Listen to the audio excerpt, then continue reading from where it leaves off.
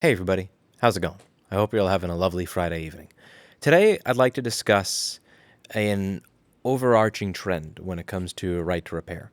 I often discuss right to repair as it relates to Apple products. I work on Apple products, I have expertise in Apple products, and I can bring up specific individual examples, and I can debunk the counter arguments typically very quickly because this is what I live and breathe every single day.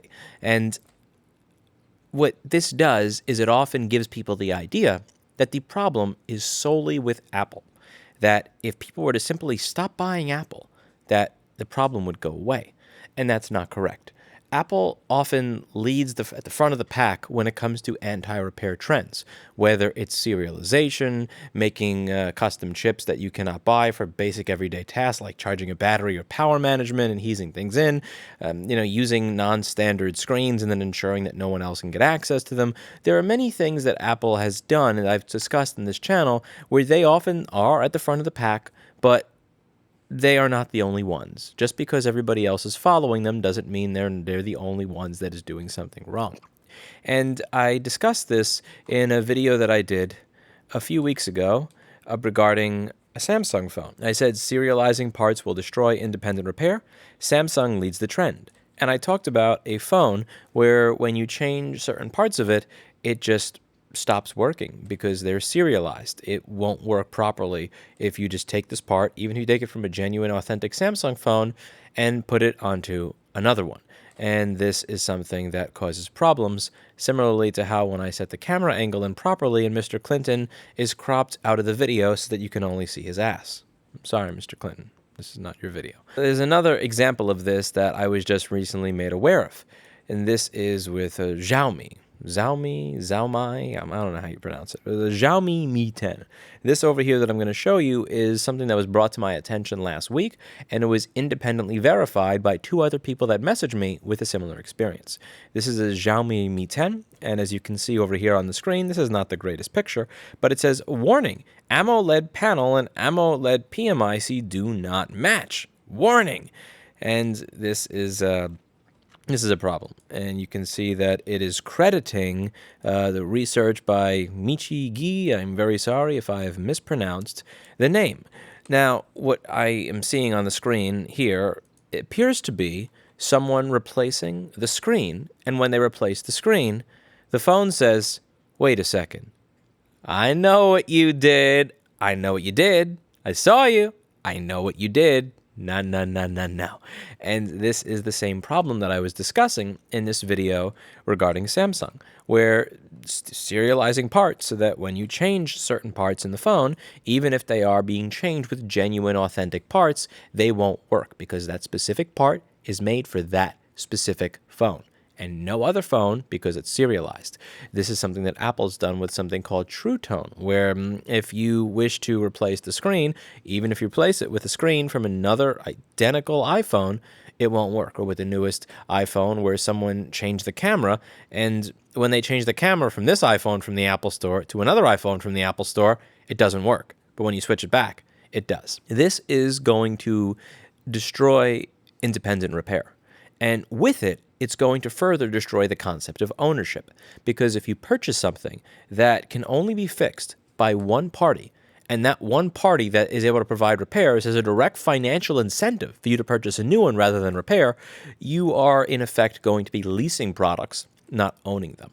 And something that I've noticed over the past, I would say maybe just 6 months to a year, is that I was incorrect in one thing that I assumed. I assumed that what's going on is that you have these anti-repair trends that are being pushed, and the reason that they are succeeding is because there is someone behind the curtain that's pulling the strings and allowing it to be done, or someone behind the strings that is proposing these ideas and then forcing people to go along with it. And I think that I'm wrong in that regard. I think that the true red pill to take regarding right to repair and all the topics I've been discussing on this channel for the 8 years that I've been on YouTube and the 12 years that I've been in this business is that the true reason that this marches ahead and just continues to the point where it's not just one company doing it, but many companies doing it, and soon every company doing it, is because at the end of the day, the true red pill is that the average end user doesn't care.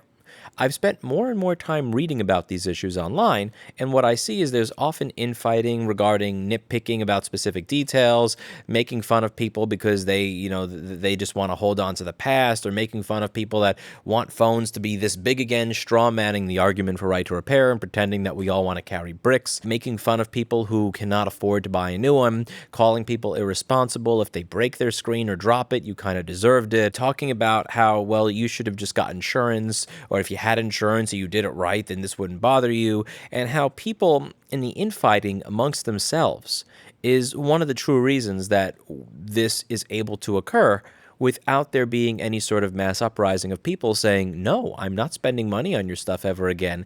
F you for what you're trying to do.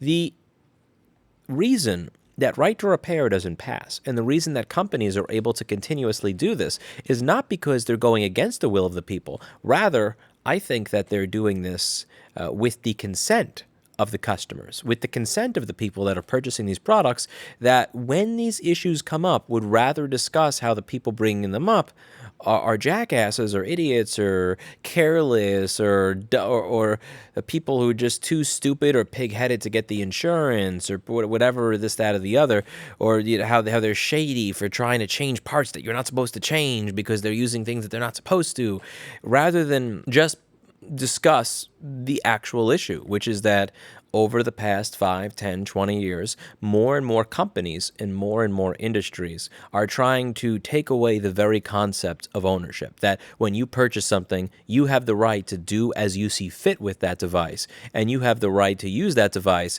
until you, not the manufacturer, until you choose that you wish to purchase a new one. And that if we were to all come together and agree on some basic core tenets, even if we disagreed on many other items, and simply come together and say, we do not wish to live in a society where we do not own anything. If we do not own anything, we will not be happy. Then perhaps we'd be able to push back against this. However, since these issues often result in infighting amongst people who discuss them and nitpicking at specific petty details, we never truly come together and in a unified way say, no, no more.